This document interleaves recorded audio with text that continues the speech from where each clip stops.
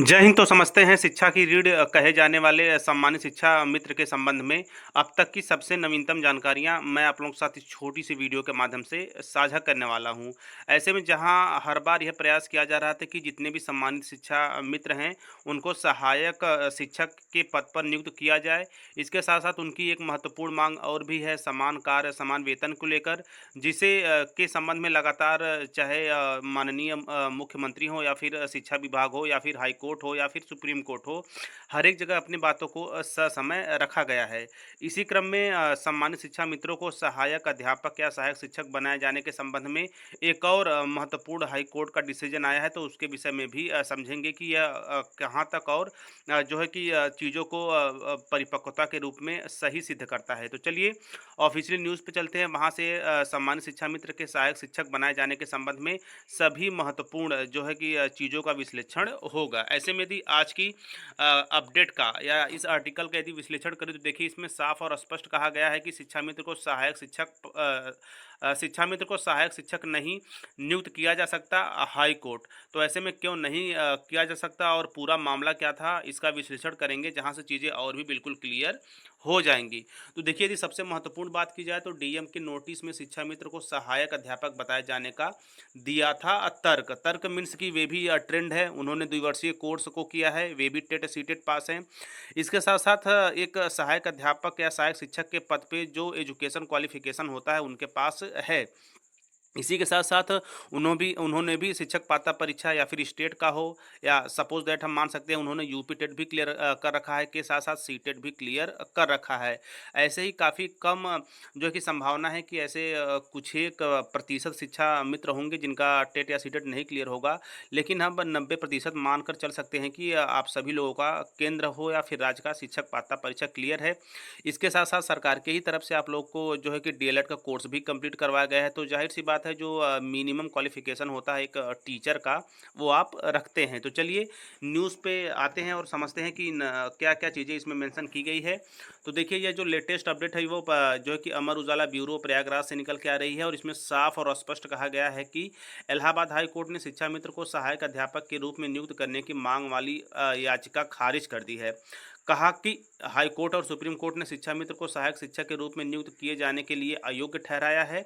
याची को डीएम के एक नोटिस में सहायक शिक्षक के रूप में वर्णित करने मात्र से वह उनके लिए योग्य नहीं हो जाता है। न्यायमूर्ति क्षितिज शैलेंद्र की पीठ ने याचिका खारिज कर दी।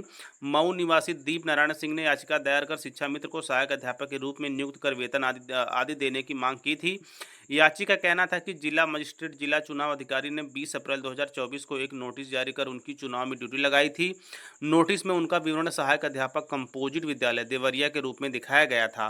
उनका कहना है कि अगर सरकार उन्हें चुनाव में पीठासीन अधिकारी के रूप में काम करने के लिए उपयुक्त समझती है तो उन्हें सहायक अध्यापक के रूप में काम करने के लिए भी उपयुक्त माना जाना चाहिए।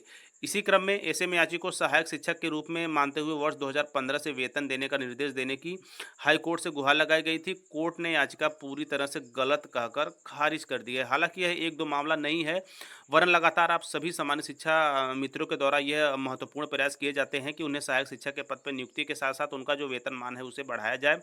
हालांकि वर्तमान समय में 10,000 प्रति महीने वो भी संभवतः 1 माह का नहीं दिया जाता आप लोग को लागू है, जिसका कि काफ़ी बड़ी समस्याएँ होती हैं आपके जो व्यक्तिगत जीवन में।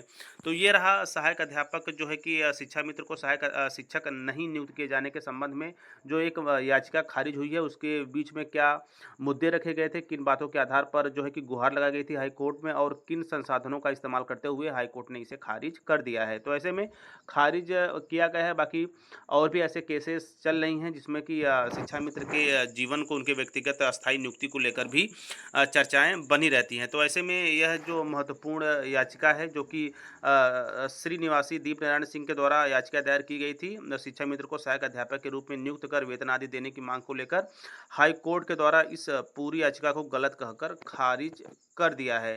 तो ऐसे में अन्य जो प्रयास है वो जारी रहेंगे। इसके साथ साथ शिक्षा विभाग भी आप लोगों के लिए नई चीज़ें जो है कि प्रयास कर रहा है, नई शिक्षा नीति में भी आप लोग के लिए चीज़ें वर्णित की गई है, किस तरह से आप लोग को अस्थायी नियुक्ति दी जाए।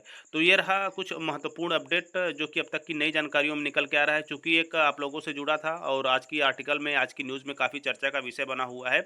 इसलिए हर एक जो है कि बिंदुवार चीज़ें मैंने आप लोगों को न्यूज़पेपर को आधार बनाते हुए रखा। बाकी मैं समझता हूँ कि शिक्षा की, एजुकेशन की एक मजबूत जो है कि रीढ़ है आप लोग, और लगातार एक लंबे समय से अपनी सेवाएँ दे रहे हैं। तो इसके संबंध में सरकार को, प्रशासन को व आपके संबंधित अधिकारियों को अवश्य समझना चाहिए और आपकी जो समस्याएँ हैं उसको निराकरण करना चाहिए। हालाँकि सरकार ने पहले की अपेक्षा वेतनमान बढ़ाया है, लेकिन यदि भविष्य भी सुनिश्चित हो जाए तो और जो है कि सोने पे सुहागा हो जाएगा।